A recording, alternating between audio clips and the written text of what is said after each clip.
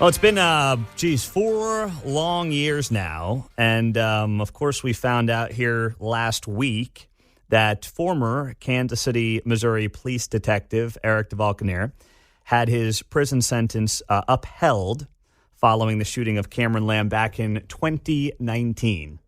And we are very appreciative of the time of his wife, Sarah, coming into our studios here at KCMO Talk Radio to talk for the first time publicly about all this that has taken place over the last several years. So, Sarah, thank you for being here. Good morning. And why ultimately did you want to finally speak out and come in and join us? Well, good morning, Pete. Thank you for taking the time to have me on. I really felt led to come here today because the justice system that I have believed in my whole life has really failed Eric. And I've been silent. Essentially, my whole family's been silent the last 3 to 3.5 years. And it is time to be heard. It is time for someone to step in and correct this terrible injustice that has been done to my husband. There are facts in this case that have been ignored, not reported on, and misconstrued in the media. And my goal today is just to let your listeners know what kind of man my husband is and that he deserves to be home with his family. Well, it's interesting. I mean, you see how this has played out the last several years, and you're right. No one really knows anything about Eric necessarily because I understand you guys have allowed the legal system to do its thing, and now we know the outcome, at least thus far. So who is Eric? What was his background with KCPD? I mean, what is his story? Because no one really knows it. No one's really heard about it, and the media's only told one side of it in large part. Yes, exactly. Well, my husband has wanted to be a cop from the time, he was a young child. He grew up in a family of law enforcement. His father worked for the Kansas City Police Department, retired from there. His younger brother also worked for the department for many years.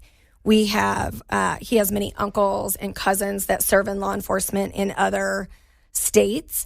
And I knew that when we got married, he was going to be, entering the academy and going through that. I know he was very proud of that. Back then, there was a lot of applicants, and it was a very competitive process to get into back then. And, he was very proud of that. He had a 20-year career with Kansas City Police Department, and over that time, he earned many commendations and awards, including a life-saving award that I hope I'll get to share that story with you later. He had no discipline. He is a solid officer who gave 110% each day that he went to work. He made our city safer. And now to sit in jail and to be away from his family for getting up and going to work one day and doing his job is wrong. Another detective is home with his wife and his 4 children because of my husband's heroic actions that day. So take me through, let's and I do want to hear more about those stories, and we will have some time to get into that. But let's dive into the case here. I mean, there's been a lot that has been reported on this case, but as I often say, what doesn't get reported oftentimes leaves major holes in stories like this one. So let's go back to 2019. The interaction with Cameron Lamb and what happened. I mean, what are the big things that you look back on this story, and now that the trial's gone and been done, what has been missed when it comes to the media coverage of this event? Yeah, well, there's been many things. Some people that, possibly maybe only get their information from local news, I think sometimes they get this impression that, this man was this was a normal speeding incident. And, a lot of us, we think, well, yeah, we've all had a speeding ticket sometime in our life. And, this is not some lady or man going 5 to 10 miles over going to work where they're like, hey, please slow down. This was a, dangerous interaction that was happening. My husband was part of a unit that was, experienced men that were trained and knew how to look for indicators of crimes. They worked these neighborhoods and these streets, and they knew what to look for. Adam Hill was the first detective that noticed initially the Mustang that went by going very fast. And then that was followed by a red truck going at estimated 60 to 90 miles per hour in a residential area. He also noticed the man was not driving the truck in what we would be considered a normal driving position. Most of us are kind of, sitting back in our seat with our hands on the steering wheel.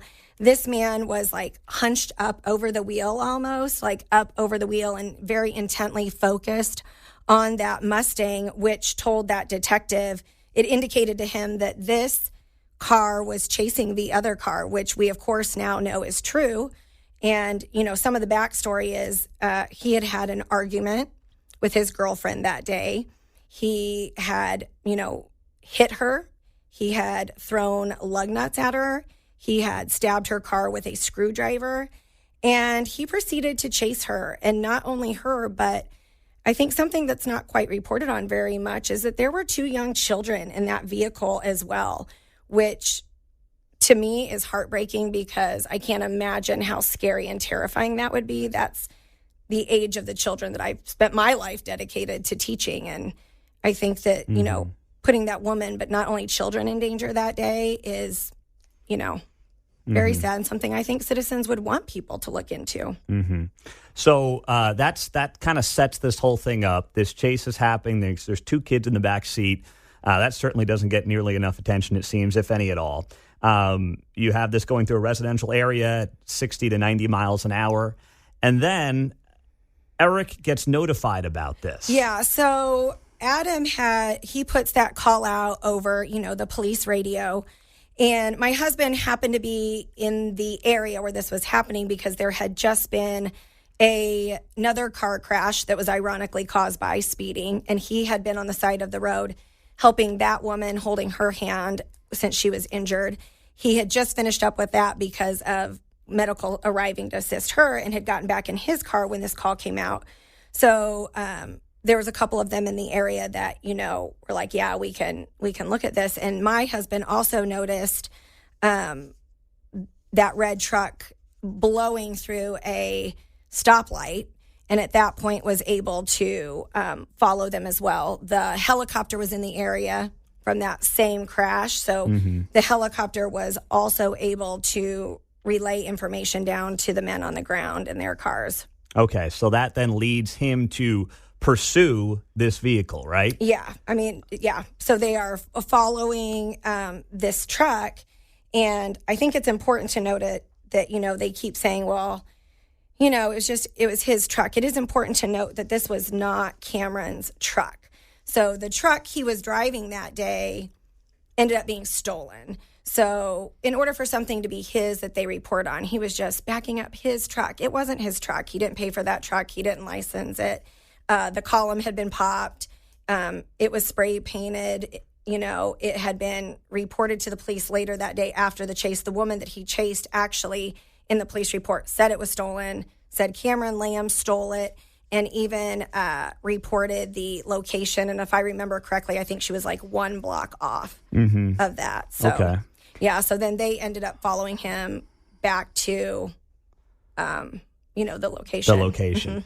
So I'm going to take a break. We're going to get to the location, of course, what happens there, the gunner and everything else. But I do want to ask, what do we know now in hindsight was in his system? Or what do we know about that? I do know that the toxicology report came back that he did have substances in his system. So not only was he chasing, but he also, could have been driving possibly impaired at the time.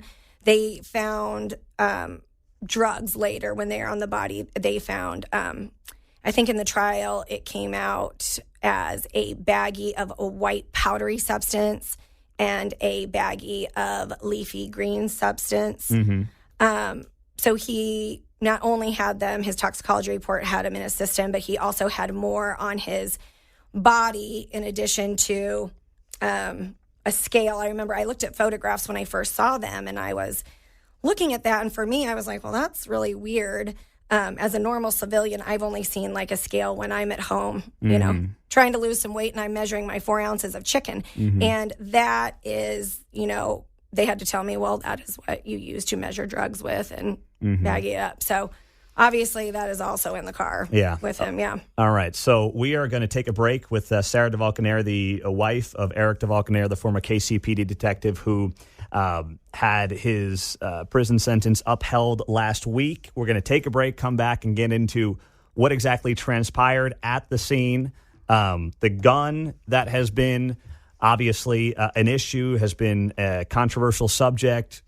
Whose fingerprints were on it, whose DNA was on it, where was it, all those things we'll get to that you likely haven't heard from other media outlets here. Coming up next, Pete Mundo on KCMO Talk Radio, now on FM at 95.7. Well, we are being joined in studio by Sarah DeValkenaere. She is the wife of Eric DeValkenaere, KCPD detective, who had his prison sentence upheld last week following the shooting of Cameron Lamb in 2019. We've kind of set the stage for how we got to the shooting of Cameron Lamb, Sarah. So let's just start off and, get right to the gun portion of this. There is this narrative per the prosecutor that the gun found at the scene alongside Cameron Lamb was a planted gun. Yes, and this, that is just asinine. But speaking of stolen items, the gun that he was in possession of was also stolen. So people that kind of like to say, well, Cameron had the right to defend himself, Cameron had a right to the gun, they are absolutely wrong because no one can legally possess a stolen gun. And yes, you're right. There have been all these conspiracy theories about a planted gun, which to me seems crazy and asinine, but there are sadly people out there that believe this. And the Jackson County Prosecutor's Office was ready to go to trial without knowing for sure or running tests on that gun. Eric and our defense team, we could tell by the line of questionings that they were going to be going down that road. And he knew he never touched it. And our attorneys and Eric requested that the analysis be run, and it was tested for DNA. And, lo and behold, of course, it came back with Cameron's DNA on the exterior of the gun. But it's also very important to note that DNA was also on the magazine and on the bullets inside the magazine. So this proves this is his gun. He had been handling this gun. There are people that then like to latch on after you think, okay, well, that's that. Some people like to latch on to the story that, well, he didn't have it. It was on the steps. Again, this is completely false. This is the testimony of a woman who changes her story multiple times. In her initial report to the police, she said, well, I don't know where the gun is. In the deposition, she still stated, I don't know where the gun was. And then 2 days before the trial or something like that, she conveniently now remembers it being on the steps.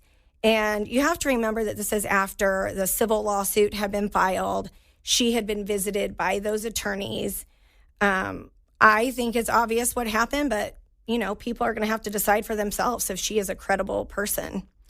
Now, what about, because the other insinuation that came out of this was that Cameron Lamb was right-handed and that he didn't have full use of his left hand, and therefore a gun found in the car along his left side. First off, it fed into the conspiracy of a planted gun. And it also said, well, he couldn't even use that weapon with his left arm. Yes. And so when you hear that, when I first heard that, I'm sure people are imagining this, mangled hand situation. And how can this be? Well, when we got the medical records and I saw photos, the hand injury was actually caused by a gunshot wound to his hand. And it affected just the very tip of his finger, like maybe half of your fingernail. So he had full use of it. During the trial, there was like a montage of videos and pictures of Cameron Lamb shooting guns in the air, using both hands to work on cars, and full use of hands. And so that is absolutely not true. We also had an expert orthopedic surgeon review his medical records and determine that he would have had full use of his hands. So that was reviewed. Yes, and we had an expert witness testify during the trial. Wow. So this happens. What else from that scene, from that moment, do you feel, this is stuff that I think most people in Kansas City probably didn't know and haven't heard, but what else has been missed from that moment and that shooting and what took place that you want to make sure Kansas City knows? I just think that sometimes people think, well, this was just some poor random guy backing into the garage to work on cars. And that is not the case. And as I've told you today, he was involved in, dangerous activity on the roads with speeding and running lights. And I think people think too speeding. Why are they coming in with guns drawn? Well, you can think of the North Kansas City officer that was just killed with a traffic stop. Mm-hmm. Traffic stops are extremely dangerous for officers. And when you've just seen someone chase, they went in professional with their training. Guns were in low ready position, just as they should be. And, they were yelling, put it in park, put your hands up. He did not comply. My husband would have never shot his gun until Cameron reached for it and started raising it up towards Troy. Mm-hmm. He then has no choice but to defend the life of another detective.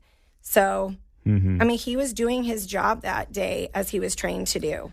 Well, speaking of doing his job, you talked earlier a little bit about Eric and who he was and his tenure as a KCPD detective. What's something about him, a story, or just something that people likely don't know? Well, I think it's important to know that Eric, honestly, not only, I know you read my Facebook post, and is he an amazing husband and father, but his servant heart, his kindness carried into his job. And just a few stories about him that I think it's important to know what kind of cop he is and how much he cared about his community. I remember a story when he was on patrol, and one day I got home from work and I see Eric grab a box and he starts putting his PlayStation and his game controllers and games in it. And I'm like, oh, honey, what are you doing? And he said, well, today I went on a burglary call and a young child had his game system stolen and was just obviously devastated. And, he had a single mother who was crying and couldn't afford to buy a new one. And he said, just all day long, it's been bothering me. And I don't use this stuff anymore. I'm grown. I don't have time to do this. And he boxed it up and delivered it to that family the next day. Wow. And just like things like that. There's another story that I hadn't heard until one of his old partners read it at our sentencing hearing. And it was making me cry. But there was another call where they were dispatched on a child neglect call. And they show up to a filthy unit that's just in complete disarray with 3 young children and a toddler that's barely able to walk, holding a screwdriver in one hand and a, half open bag of Cheetos in the other. And Eric, they said it was Eric whose fatherly instincts kicked in right away. And he just went to that child whose diaper was sagging down past its knees because it was so soiled. And they said he just picked him up. He got the screwdriver out of his hand, found a diaper somewhere, started changing him so gingerly because, of course, his little bottom was so red from being in a soiled diaper all day. And they said he held that child until DFS arrived and child custody was ready to take over. And that's just who he is on a daily basis. He cared about the people who worked hard in that community and wanted better lives. And he did everything that he could to try to help them day in and day out. Well, I think these stories are so important. And, of course, in your post, calling Governor Parsons' office, asking him to pardon Eric, that number is 573-751-3222. And you only have to be a Missouri resident to call, give your zip code, and call, and call again. Correct? Yeah, please just keep calling. He does not deserve to spend one more night in jail. We are getting ready to celebrate our 23rd wedding anniversary here, and it's coming up really quick, and he deserves to be home with me, and he deserves to be home with our kids. Have you had any connection yet with the governor's office yourself? Not myself, but we have submitted a clemency packet directly to the governor's office, and I just hope that, I know he's a former law enforcement officer himself. I know he has firsthand knowledge of how hard these men and women work each day and how sometimes they're put into life and death situations where they have to make quick decisions. And I just urge you to call him and that I pray he acts quickly on Eric's behalf. Mm-hmm. Well, Sarah, thank you so much for calling in and coming in and being a part of the show. And we'll make sure that people are calling into the governor's office. And you did a great job. So thank you for being here. Thank you for having me. I appreciate it. That is Sarah DeValkenaere in the KCMO Talk Radio studios.